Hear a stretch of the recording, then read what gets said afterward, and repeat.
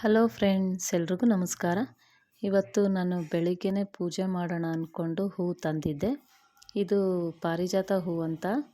ಇದು ನೋಡಿ, ಇದು ಆರೆಂಜ್ ಕಲರು ಮತ್ತು ವೈಟ್ ಕಲರು ಎಷ್ಟು ಚೆನ್ನಾಗಿದೆ. ಇದು ಹೂವು ನೋಡೋಕ್ಕೆ ತುಂಬ ಚೆನ್ನಾಗಿದೆ. ಇದು ಹೂವು ಇದು ಏನಂದರೆ, ವಿಶೇಷ ಏನಂದರೆ, ಇದು ಮರದಲ್ಲಿ ನಾವು ಹಾಗೆ ಬಿಡಿಸ್ಕೊಳ್ಬಾರ್ದು. ಹೂವನ್ನ ಕೆಳಗಡೆ ಬಿದ್ದಿರೋ ಹೂವನ್ನೇ ತೊಗೊಂಬಂದು ಅದಕ್ಕೆ ನೀರು ಸ್ವಲ್ಪ ಪ್ರೋಕ್ಷಣೆ ಮಾಡಿ ಆಮೇಲೆ ನಂತರ ನಾವು ದೇವ್ರಿಗೆ ಪೂಜೆಗೆ ಇಡಬೇಕು.